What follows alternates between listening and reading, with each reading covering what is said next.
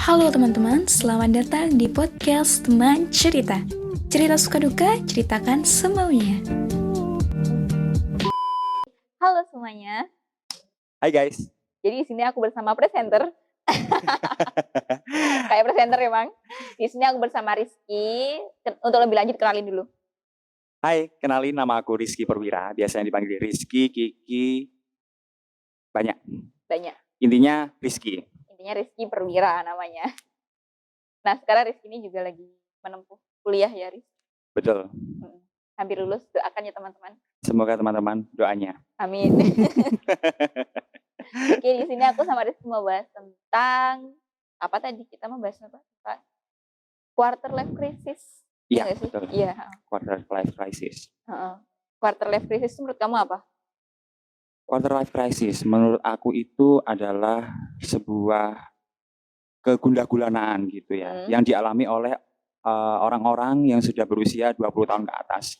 Soalnya kan itu kan lebih cenderung ke 25 ke atas gitu ya. Iya. Tapi kan quarter gitu ya. Quarter gitu Iya. ya. Nah, itu yang di bawah 25 itu sudah ngerasain lebih dulu. Iya nggak sih? Iya. Sudah mulai merasakan. Mulai merasakan. Kalau kamu mulai kapan? Kalau aku malah sebelum itu, usia 19 tahun itu sih. Mulai banget kerasa. Mulai banget kerasa itu aku di usia 19 tahun. Tapi waktu umur 19 tahun itu udah tahu belum kalau ini termasuk quarter life crisismu? Karena aku pernah baca. Oh, berarti udah tahu nih. Udah tahu. Jadi aku udah tahu quarter life crisis itu mulai dari usia belasan dan aku baca itu. Nah, karena topiknya sangat menarik dan juga aku sudah beberapa kali membaca tentang hal seperti itu, pas aku mengalami, oh ya ini berarti quarter life crisis gitu. Punya aku, versi aku sendiri gitu. Itu gimana versi kamu yang pertama kali ngerasain? Gimana ya? Rasanya itu kayak gundah-gulana ngelihat teman-temanku sudah banyak yang kerja, sudah bisa menghasilkan sesuatu, sedangkan aku masih baru aja jadi mahasiswa gitu loh. Masih baru jadi mahasiswa, masih baru merintis menjadi seorang mahasiswa yang tidak, yang hanya mahasiswa plong gitu aja. Tapi sebelumnya kan lingkunganmu juga mahasiswa juga kan akhirnya? Iya benar. Cuman kan aku melihat dari sisi lain juga gitu loh. Dari teman-temanku yang teman-teman dekat aku yang ternyata sudah banyak yang bisa menghasilkan sesuatu, entah itu karya atau mungkin sesuatu pekerjaan yang bisa menghasilkan banyak uang walaupun dia juga nyambi jadi mahasiswa gitu. Oh, waktu itu kamu merasa kamu jadi berbeda? aku merasa kayak, aduh, mereka itu sudah bisa menghasilkan, kenapa aku enggak gitu loh. Padahal fokusmu kan seharusnya emang kuliah aja sih. Iya benar. Kewajibanku memang harusnya itu kuliah aja. Tapi itu kayak, aku tuh bisa melakukan sesuatu yang lebih gitu seharusnya menurutku sih. Saat itu. Terus apa yang kamu lakukan saat itu? Ketika kamu merasa kamu gundah-gulana nih, apa yang kamu lakuin? Ya akhirnya aku mulai menerima lah. Akhirnya aku mulai menerima karena memang skill setiap orang itu juga beda-beda. Ya, setuju, dan juga kemampuan dan juga penerimaan orang itu juga beda-beda. Akhirnya aku merasa kayak ya wes lah, kalau itu sudah menjadi jalan mereka, yang harus aku lakukan juga harus mengimprove diriku untuk nanti beberapa tahun ke depan di saat itu ya, beberapa tahun ke depan untuk bisa upgrade skill lagi. Jadi biar bisa setidaknya sama atau mungkin bisa di atas apa yang menjadi ekspektasiku. Berarti waktu kuliah itu kamu upgrade skill kamu. Apa aja yang kamu upgrade waktu itu? Sebenarnya ini upgrade-nya kecil ya, minor banget. Kayak ini sih, lebih ke arah vokal gitu. Oh, vokal. Tapi dari dulu udah ada sih basicnya nih. Sedikit basicnya. Terus habis itu di kuliahan bisa aku asah lagi karena dulu aku pernah ngamen ceritanya. Ngamennya gimana? Ngamen dulu ceritanya ini sebagai seorang mahasiswa yang benar-benar anak kos banget anak kos banget, pasti akhir bulan akan merasa kayak wis aku gak punya uang. Asli. Aku gak punya uang, aku gak punya apa-apa, tapi aku lapar. Aku butuh sesuatu untuk bisa dimakan. Ya wis, dulu itu aku pernah, dan ini aku gak pernah cerita sama ibuku, maaf ya Bu. Bakal lihat di sini. Oke. Jadi dulu waktu benar-benar aku gak punya uang, terus habis itu aku ngamen. Ngamennya itu di salah satu kafe di Jember lah ya, ada salah satu kafe di Jember. Terus habis itu aku minta sama orangnya itu gini, Mas bisa nggak kalau misalkan saya ngisi nyanyi gitu? Bisa Mas, tapi ini saya nggak ada undangan. Maksudnya orangnya itu nggak bisa kasih rekom apa-apa gitu loh, karena aku bukan orang undangan gitu, jadi nggak bisa dikasih apa-apa. Nanti akhir-akhir nanti kalau misalkan udah selesai nyanyi baru gitu. Terus akhirnya aku nyanyi di situ. berapa 3 sampai 4 lagu selesai sama orangnya dikasih makan. Mas silakan ambil sendiri di menu itu, silakan pilih satu gitu wis. Itu terserah berarti. Satu Terserah, aja. Satu aja. Sama satu Makan minuman. sama minum ya. Oh. Gitu. Sebanyak apa lagunya yang dinyanyiin? Cuma 3 sampai 4 lagu doang. Oh, ya enggak terlalu nganu Nggak banget terlalu sih ya. ngoyo lah gitu. Terus Jadi- habis dari situ? Habis dari situ nyanyi di situ? Habis dari situ, dulu itu pernah ngamen itu keliling. Kalau misalkan salah satu temanku inget, kita itu pernah berdua gitu ya. Kita itu pernah berdua sama aku sama temanku itu pernah. Jadi itu dari Jalan Jawa, aku dulu startnya dari Jalan Riau. Jalan Riau. Dari Jalan Riau ke Jalan apa itu yang Mastrip. perempatan Mastrip ya. Kiri itu Mastrip sampai lurus ke Jalan Kalimantan. Itu dulu mendapatkan uang sekitar 100.000 loh. Malam minggu, aku ingat sama seperti hari ini malam Itu minggu. lumayan banget loh. Tuh. Tapi nyanyi banyak lagu ya kalau gitu ya. Iya benar. Dari kafe ke kafe, angkringan ke angkringan, habis itu dapetin uang 100.000, bayangin. Anak kos dapat uang 100.000, terus habis itu kita Lumayan. bagi berdua, terus habis itu besoknya aku ganti teman lagi, maksudnya ganti teman yang, soalnya kan aku nggak bisa main instrumen gitu. Iya. Aku cuma bisa mengandalin vokalku doang, walaupun itu masih gimana ya, masih ya latihan lah intinya, masih aku anggap itu sebagai latihan. Terus habis itu setelah ngamen dapetin uang kan enak, kita itu bisa pegang duit Uang sendiri, gitu, uang sendiri dari hasil walaupun ngamen ya kan. Kan ngamen juga menjual suara. Gitu. Jadi aku dulu tak bagi 2 sama temenku, setelah itu uang itu ya aku gunain buat makan, buat beli apa, ngisi bensin segala macam gitu. Cuman dulu memang nggak sering sih. Cuma waktu kepepet. Berarti beberapa kali kamu ngamen? Beberapa kali. Mungkin selama aku kuliah ini mungkin selama 4 kali mungkin. Lumayan ya? Enggak sih? Masih dikit ya? Masih dikit. Soalnya gitu. Kan aku juga masih mendapatkan ini dari orang tuaku, masih mendapatkan sangu lah, masih mendapatkan sangu dari orang tuaku. Tapi aku tetap hemat di situ. Jadi ngamen itu adalah solusi terakhir. Kamu nggak pernah ngelesin dah? Kan jurusan guru. Pernah. Aku pernah ngelesin privat, anak kuliah, anak SMA juga pernah. Kalau anak kuliah privatnya gimana? Di kosnya, berdua Untuk gitu. Untuk apa itu? Jadi ada salah satu anak kuliah di Jember, itu minta aku untuk ngeprivat dia, perihal speaking sih terutama. Dia untuk apa?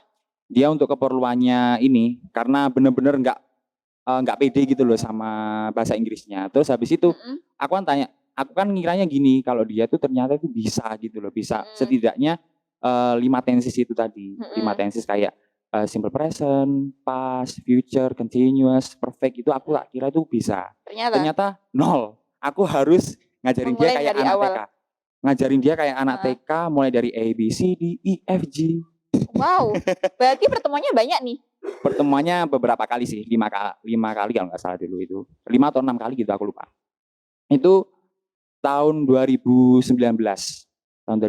awal. Itu. Jadi aku ngajarin dia mulai dari A, B, C, D, E, F, G sampai pronounce-nya mulai lumayan bagus. Habis itu pas waktu pertemuan terakhir itu kalau nggak salah menjelang akhir tahun kayaknya. Soalnya kan dulu memang jarang ketemu gitu. Jadi pas jadwalnya juga nggak pas. Aku yang kuliah, dia lagi ada kesibukan gitu terus wes pokoknya. Pokoknya nggak nyatu ya. Aku bisa, dia nggak bisa, dia bisa, aku nggak bisa gitu wes. Jadi pertemuannya singkat banget itu. Cuman dari situ progresnya juga sudah terlihat gitu selama itu. Tapi kita itu beberapa kali intens chatan di WA, gimana progresnya ini segala macam. Gitu. Pakai bahasa Inggris? Ada beberapa part yang aku pakai bahasa Inggris. Jadi kayak bisa nge-track dia itu, walaupun aku nggak tahu dia itu bahasa Inggrisnya pakai Google Translate atau gimana, aku nggak peduli. Yang penting dia itu bisa menerima pesanku, gitu ya, menerima pesanku dan juga bisa membalasnya. Tapi kan biasanya kan kelihatan kalau dari Google Translate atau dari dia sendiri itu kelihatan. Kalau menurutku sih. Gitu. Emang kelihatan toh, emang sekasar itu toh Google Translate tuh. Ada yang sekarang kan Google Translate kan semakin hari kan semakin bagus gitu ya, semakin diperbarui. Tapi kalau menurutku masih tetap terlihat gitu loh. Masih kayak tetap, kaku gitu tah? Bukan kaku ya. Ada beberapa part yang benar-benar itu bahasa Inggris tapi bahasa Indonesia. I don't know. Paham nggak? Maksudnya kayak aku cinta kamu, I love you. Itu urutannya sama. Urutannya sama. Wow. Kalau memang I love you secara secara langsung itu kan memang benar urutannya seperti itu. Tapi dengan kalau misalkan diubah dengan kata-kata lain Iya. gitu, Iya iya iya iya iya. kan urutannya sama. Kalau misalkan bahasa Indonesia aku cinta kamu Mm-mm. gitu kan. Jadi urutannya bahasa Inggris sama bahasa Indonesia itu kan seharusnya beda. Seharusnya. Ada yang beda, ada Ada yang yang sama. sama. Ha. Tapi kalau misalkan di Google Translate secara eksplisit itu nanti banyak kelihatan kalau itu Google Translate banget gitu loh. Oh, Dengan urutan-urutan yang seperti itu. kelihatan langsungan ya? Kelihatan. Kalau aku Iya, dari kacamataku sendiri gitu. Mm-mm. Oke, balik lagi ke quarter life crisismu tadi ya. Kan katanya tadi kamu dimulai ketika umur 19 tahun. Itu kamu sudah bisa tahu cara gimana sih cara aku menanggulangi ini semua waktu itu? Iya benar. Terus kelanjutannya ada lagi nggak? Merasa di fase itu lagi nggak? Gitu. Merasa banget. Ada lagi nih? Banyak sebenarnya itu. Aku merasa seperti itu juga banyak karena apalagi dengan cerita-cerita yang lalu-lalu harus membuka lagi ini ya. Kenapa itu? Dengan cerita-cerita yang lalu kayak dulu aku setelah ditinggal sama bapakku, terus habis itu belum lama setelah bapakku nggak ada ditinggal sama masku juga gitu. Jadi itu sangat membebani pikiran. Walaupun itu bukan aku jadikan sebagai beban untuk diriku sendiri, cuman itu secara nggak langsung akan menjadi beban pikiran gitu loh. Karena kamu cowok sendiri. Karena keadaannya aku cowok sendiri di rumah, sedangkan aku punya 2 cewek-cewek, Mbak Yuku sama ibuku yang harus tetap bertahan, yang harus tetap semangat gitu loh. Jadi biar bagaimanapun mereka itu ya satu-satunya alasan aku untuk tetap bertahan gitu loh. Mereka berdua itu. Tapi kan tetap di posisi ini kan kamu sebagai anak paling terakhir ya. Betul. Yang kamu juga nggak harus punya hak untuk selalu membuat mereka bahagia banget gitu kan. Betul. Iya kan? Iya benar. Tapi waktu itu kamu tetap merasa itu menjadi beban kamu. Kewajibanku sih lebih terutama ke situ. Walaupun sampai sekarang aku masih belum bisa merasa bahwa aku sudah membuat mereka bahagia nih belum. Tugasku masih belum selesai gitu, masih banyak gitu. Itu menurutku sendiri sih. Tapi di balik itu juga aku juga lebih ke gimana ya? Merasa bahwa ya sudahlah tak terima gitu. Akhirnya gitu. Akhirnya seperti itu. Tapi itu setelah sekian lama apa enggak? Setelah sekian lama, setelah melewati banyak drama, banyak depresi, banyak cekcok sana sini, masih banyak berkecamuk di pikiran seperti itulah intinya. Berarti melewati fase-fase itu semua. Benar-benar melewati satu persatu sampai benar-benar terobati gitu. Gimana caranya kamu bisa mengobati dirimu sendiri itu? Maksudnya kan kamu habis terluka itu ya hitungannya ya. Betul. Kamu sedrama itu hidupmu merasanya. Gimana kamu cara mengobati ini lagi? Walaupun mungkin menurut kamu ini belum terlalu sembuh ya. Iya betul. Itu gimana cara kamu? Ini masuknya ke self healing ya. Kalau menurutku self healing. Self healing dari mental breakdance. Karena kalau anak-anak zaman sekarang kan nyebutnya kan mental breakdance ya. Walai tenan sumpah. Tapi enggak apa-apa. Enggak apa-apa lah, seru. Itu seru banget gitu loh. Bisa buat kata-kata gitu. Buat lucu-lucuan. Betul. Jadi bisa sembuh dari mental health, mental breakdance, sorry. Jadi bisa sembuh dari mental breakdance itu menurutku adalah suatu effort yang sangat keras banget gitu loh. Dan caranya adalah ya awalnya aku memang nggak bisa terima sih, maksudnya nggak bisa terima dengan keadaan, selalu menyalahkan, bahkan aku bisa sering kali menyalahkan Tuhanku sendiri yang menciptakan aku, terus kayak bener-bener sing jungkir balik gitu loh. Separah itu ya? Separah itu sampai aku bener-bener menyalahkan semuanya, wes kenapa kok bisa begini, terus kenapa nggak aku sing kamu ambil, karena aku masih belum bisa berguna untuk orang lain. Aku merasa begitu seperti itu. Terus dulu. Terus habis itu akhirnya kan dulu aku sempat ditawari sama Mbak Yuku sama ibuku untuk datang ke psikiater karena mereka sudah datang duluan. Oh, mereka juga psikiater juga? Oh, semuanya berarti mengalami hal yang sama nih? Semuanya mengalami hal yang sama. Oke, terus? Terus habis itu mereka sudah selesai, mungkin mereka sudah menerima. Terus habis itu karena dulu ceritanya itu aku merasanya itu semuanya itu larinya ke aku. Kenapa kok bisa? Karena dulu itu ada yang seperti ini. Misalkan ibuku punya masalah, habis itu ceritanya ke aku. Mbak Yuku juga punya masalah, ceritanya ke aku. Kalau misalkan gini wes, kalau cewek sama cewek lagi punya masalah bareng nih, itu kan pasti akan gitu loh, akan meledak gitu kan. Jadi kan harus punya satu orang yang bisa dibuat tempat sebagai tempat ceritanya dia gitu loh. Iya, yang peredam. Peredam. Nah, aku sebagai media untuk menerima. Jadi telingaku harus gede dan lebar gitu. Tapi itu dulu akhirnya numpuk di aku gitu loh. Numpuk di aku, ternyata aku dulu juga mengalami yang namanya mental breakdance. Terus habis itu yang mengalami yang namanya depresi, kayak marah-marah sendiri gak jelas, Tiba-tiba emosinya naik turun. Dulu yang jadi pelampiasanku kontrakanku. Jadi tahu teman-temanku itu dulu tahu. Tahun 2018 akhir tahun dulu, tahun 2018 akhir tahun itu wes puncak-puncaknya itu wes. Pokok intinya sebelum aku buka warung tanggal 4 Januari 2019, sebelum itu aku mengalami itu apa? Kayak depresi yang marah-marah sendiri gitu loh. Yang parah menurut kamu? Yang parah menurut aku. Dulu sempat kembali ke kontrakan, kuliah ini segala macam. Aku nggak tahu kenapa tiba-tiba emosiku memuncak, terus habis itu aku marah-marah nggak jelas, yang kayak nggak terkontrol. Tapi teman-temanku mungkin sudah tahu ya, sudah tahu karena aku mengalami seperti itu. Akhirnya mereka lebih memilih, ya wes lah, tak tinggal aja keluar, mungkin kamu bisa menyelesaikan masalahmu sendiri. Ya wes, aku marah-marah, aku banting HP-ku sampai pecah segala macam gitu wes. Marah-marah, ngomong sendiri. Ngomel-ngomel sendiri, marah-marah, teriak-teriak gak jelas gitu. Dan nggak ngerti pemicunya apa sebenarnya. Tiba-tiba marah. Tiba-tiba marah, terus habis itu tiba-tiba senyum-senyum sendiri, kayak wong edan gitu loh. Asli? Asli. Dulu aku pernah mengalami seperti itu. Separah itu berarti ya kamu ya rusaknya gitu. Rusaknya itu, separah itu karena aku merasa kayak, iki loh, aku dari dulu itu mau mendam ini, jadi gak bisa metu-metu, gak bisa keluar-keluar. Emang saat itu kamu gak ada tempat untuk menyampaikan? Tempat lain gak ada? Aku merasa seperti itu karena Mbak Yuku punya masalah sendiri, ibuku punya masalah sendiri, sedangkan aku seorang cowok yang gak mungkin aku harus menunjukkan masalah itu kepada cewek-cewekku. Gitu loh. Iya sih. Jadi aku memang sebenarnya waktu itu memang sangat perlu tempat untuk bersandar. Sorry ya, bukan aku lemah. Tapi memang perlu gitu loh.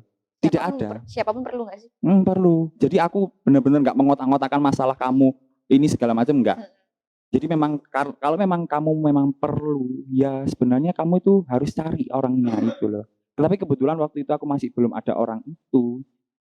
Ya walaupun dulu aku pernah punya pacar, cuman ini nggak ke arah situ. Nggak ke arah situ, aku nggak mikir gitu loh. Aku nggak mikir ke situ juga. Aku nggak mau membebani pacarku karena itu dulu. Terus habis itu, ya wes karena kondisinya seperti itu ya, akhirnya tidak ada pilihan lain selain aku marah-marah sendiri. Terus setelah itu? Setelah itu selesai. Ketika kamu udah meluapkan amarah, selesai dah? Selesai. Terus habis itu aku datang ke teman-temanku di ruangan yang depan, itu kan ada TV-nya. Mereka tuh lagi kumpul di situ, terus habis itu ditanyain, kamu kenapa toh om? Manggil aku itu om. Nyapa sih awakmu itu om?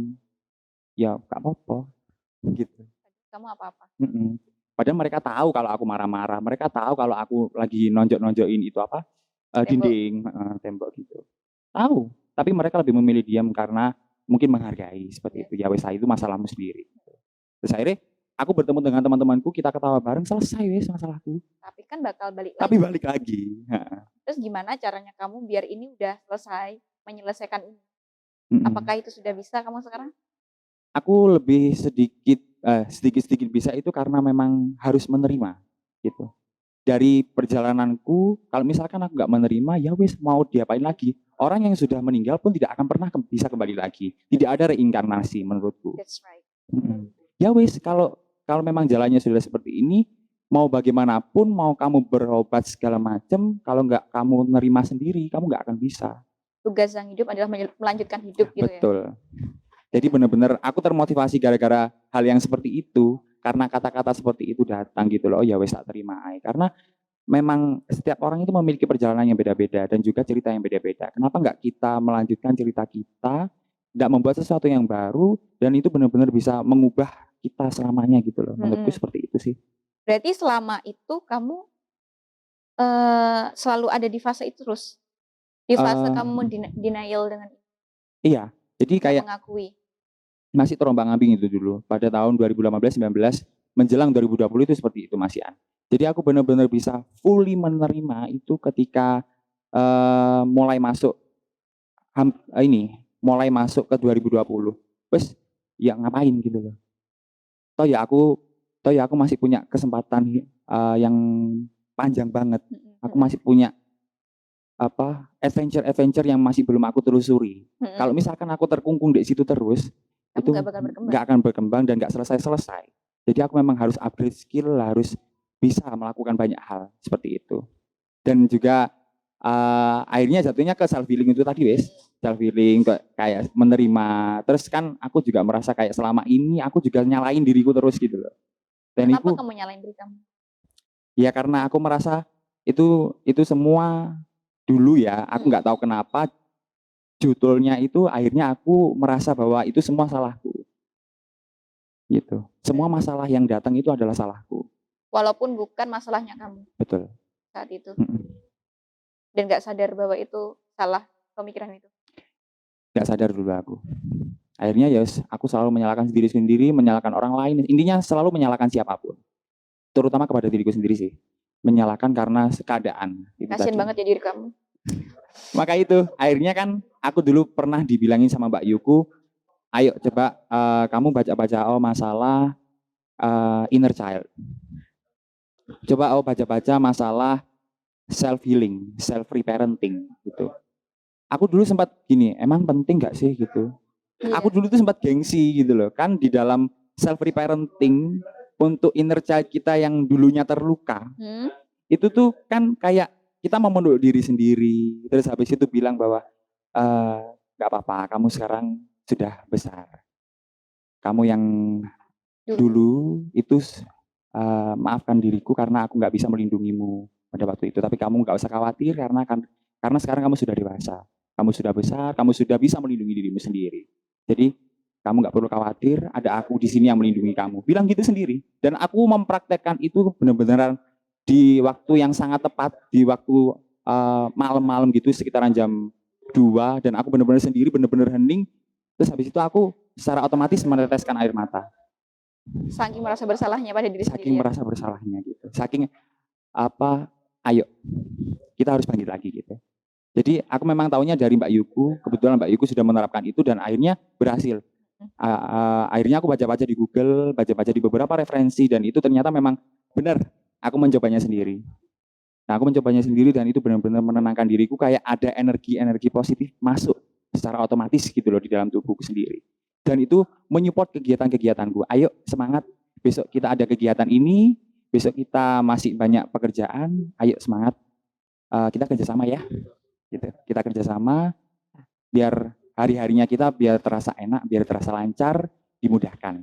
Gitu. Dan juga aku selalu berterima kasih setelah itu. Pokoknya aku selalu menerapkan ini, 4 kata ajaib. Apa aja itu? Terima kasih, maaf, Tolong. permisi, tolong. Oh iya. Itu. Sangat ajaib itu kata. Ajaib. Sederhana tapi sangat worth it. Betul.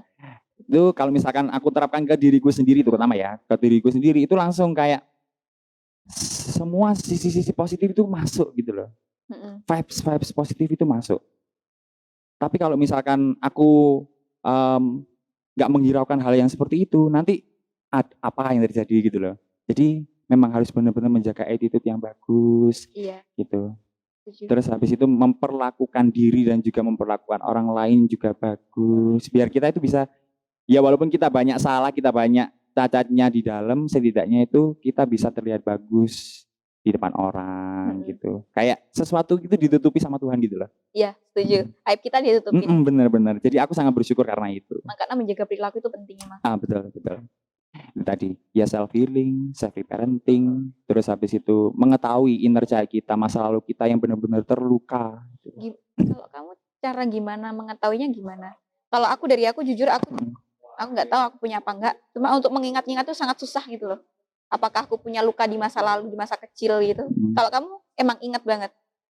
Aku sangat ingat karena memang aku pernah mengalami physical violence. Apa itu namanya? Physical violence.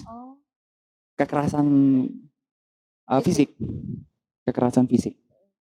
Aku ini nih, ada sesuatu yang harus aku ceritakan juga. Untold story about Rizky Perwira sih. Jadi ada 2. Physical violence sama sexual harassment.